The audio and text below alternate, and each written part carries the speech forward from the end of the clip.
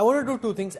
You know, when it comes to strong and weak seats, just how many strong seats does the Congress have? Supriya Shrinate said, as a party spokesperson, she doesn't believe in this laptop-based data analytics, but frankly, that's how analytics happens. You look at base files, you do projections on base files, you look at electoral strength, because that's the last available sample, how you performed in a particular election in the last election. So I want to do that right now. So let's show our viewers how many weak and strong seats does the Congress have at this moment. Remember, this is a party that's ruled our country for a large part of its independence. At this moment, out of 543 seats, the Congress has 309 weak seats. Seats which the party has never won in any election for the last 3 elections, classified as a weak seat. Now, this is a mind-boggling number. Such is the electoral state of the Congress at this moment, that on 309 total seats, the Congress has never won in the last 3 elections. Just bring the entire graphic up, please. On 183 seats, the Congress has won only once in the last 3 elections. So these are relatively weak seats. Seats which the Congress has won only once in the last 3 elections. It has only 51 strong seats which they've won twice in the last 3 elections, or all 3 times in the last 3 elections. So only 51 strong seats which you think, okay, here's a seat which we are almost likely to win or maybe just lose by a small margin. But 309 seats, and that's where I want to go across to Supriya Shrinate, because, ma'am, frankly, no matter what you say on television, this is how all election planning and strategizing is done. And the extent of how much of an uphill task revival for the Congress is brought out by this number. 309 seats where the Congress hasn't won in the last 3 elections. One time formidable pan-India party, now reduced to only 51 seats, which you can classify electorally as being strong seats. So Rahul, first up, I don't think I need a lesson in how analysis and analytics work. I did that for about 2 decades of my life. So thank you very much for explaining me how it works. I know that a little better than most other people do. As far as the weak or the strong seats are concerned, and quite frankly, what I wanted to say, and maybe you did not, perhaps I couldn't put it across as well, or maybe you chose to ignore the import of my argument, is that electoral politics is done very differently. Electoral politics materializes on the ground. 5% swing here or there is not a big thing. When you say, and I was hearing somebody talk about the Congress versus the BJP, well, we were up against the BJP in Karnataka, and a very formidable BJP. We reduced them to a pulp. We beat the BJP to a pulp as far as Himachal is concerned. We beat the team B of the BJP in Telangana. So BJP is not, it's not invincible. It's not a formidable competition. These are grandiose words. I don't think it's such an uphill task, quite frankly. I think issues on the ground, I think the work that we are doing, I think the Yatra that Rahulji has done, I think all of these factors do add up.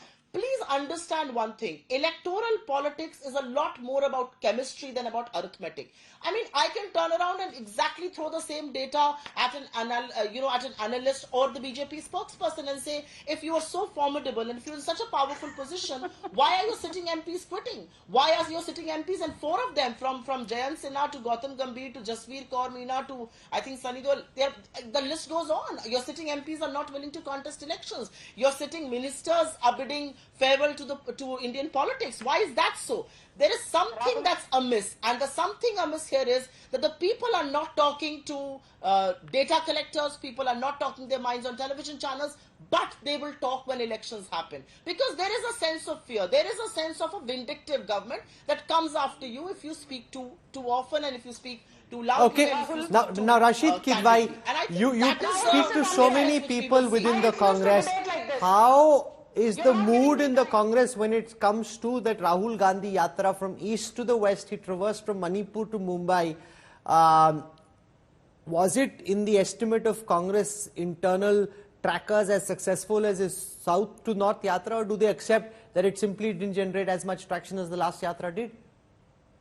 Thank you, Rahul. Rahul, I think Congress clearly believes more in God than in data.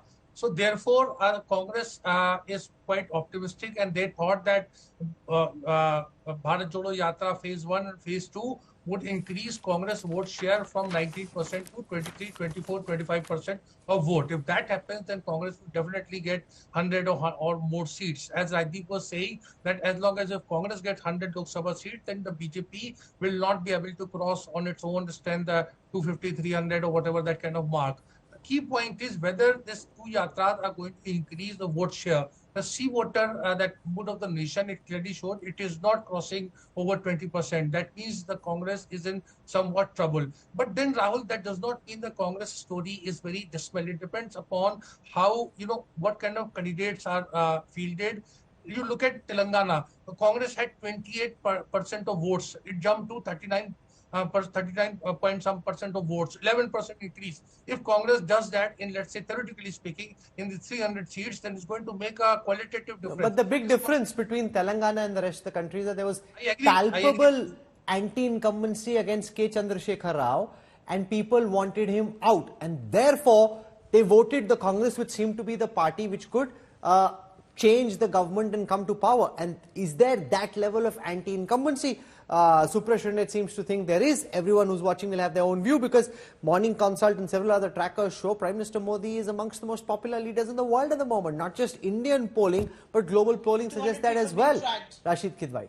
200 Yes, people. so Rahul, we've talked about this. See, Prime Minister's popularity of 60%, 70% doesn't convert into votes. If you look at the BJP tally, again going by 2014 and 19, then it's 31% and 38%. So it's not, I'm saying there is always a problem if we take the previous election as a benchmark.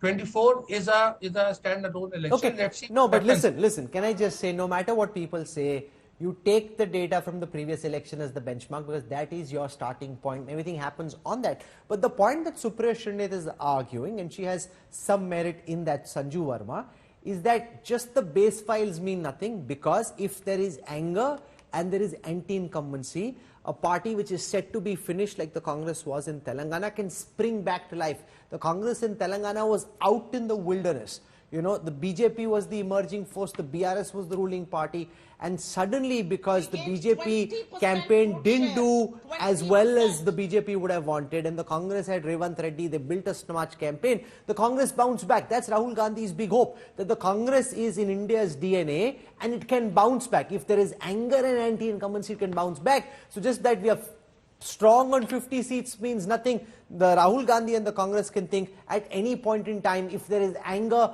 the voters will vote the Congress back to power. Respond to that. Sanju Verma. The question was so lengthy, Rahul Kaval, and I think, you love being bullied. The more you're bullied, the more disproportionate time you give to a panelist, but I'm not going to bully you because I'm not a defunct Congress. So let me be very clear, I reinforce, you guys are doing a great job and you are super intelligent. Now you repeated one word again and again and again and again. There is anger. There is anti-incumbency. There is anger. Are you kidding me, Rahul Kaval? We won Madhya Pradesh. Ma'am, I didn't say there's anger. Don't put words in my mouth. I said the Congress will think if there is anger, like there was in Telangana, that defunct electoral machine can spring to life. Voters jita sakte. That's my question. Don't misunderstand or misconstrue what I said. Sanju Verma. Rahul, please, first and foremost, stop talking so much, because you need to give me time to rebut. I was coming to that it's not you. Don't start jumping the gun. You are not Rajdeep Sardesai. You are Rahul Kaval. Thank you. So let me now say this to you. Your statement, anger, anti-incumbency. Your statement as in your statement about what Rahul Gandhi said. Okay? Khush. Now, let me say this to Rahul Gandhi's sympathizers, empathizers, and everybody out there who's pinning his or her hopes कि भाई इस बार तीसरी बार मोदी सरकार नहीं, शायद कांग्रेस आ जाए सत्ता में. I want to say one thing. Madhya Pradesh, we had almost a perceived 2-decade-old anti-incumbency. We had one of our best performances ever at more than 163 seats. Rajasthan, क्या कहा था सुप्रिया श्रीनाथ के साथ मैंने डिबेट्स की है. She said, oh, all this talk about lawlessness in Rajasthan under the Ashok Gehlot regime is all balderdash. Ashok Gehlot is coming back. हमारा शेर राहुल गांधी वापस आएगा.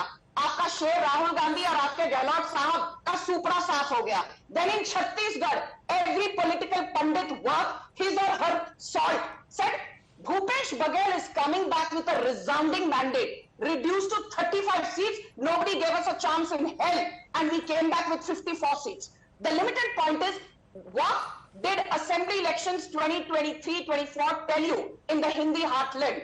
That the BJP has converted anti-incumbency into pro-incumbency. Point number one. Point number two. यहाँ पर बहुत कुछ कहा गया that the Congress's alliance finally seems to be working. In Bharuch, Congress had to cede the seat to Aam Aadmi Party. Once upon a time, this was an Ahmed Patel bastion. Please wait now. Begusarai. It is not the Congress, but it is the CPM which is going to fight. Mumbai Northwest. Not the CPM, Congress CPI, is very go on. mixed. Can I please finish? Mumbai Northwest. It is something that Sanjay Nirupam was very keen on. Bina Sanjay Nirupam or Congress or Rahul Gandhi ke puche, Uddhav Thackeray declared that Amol Kirtikar, the son of current MP Gajanan Kirtikar, will be fighting for Mumbai Northwest. Uttar Pradesh se 3 seateं सिर्फ मांगी थी Congress ने, apart from the others. They said these three we certainly want to fight on. Balia, Moradabad and Bijnor. Akhilesh Yadav ने राहुल गांधी को कहा. Okay, so now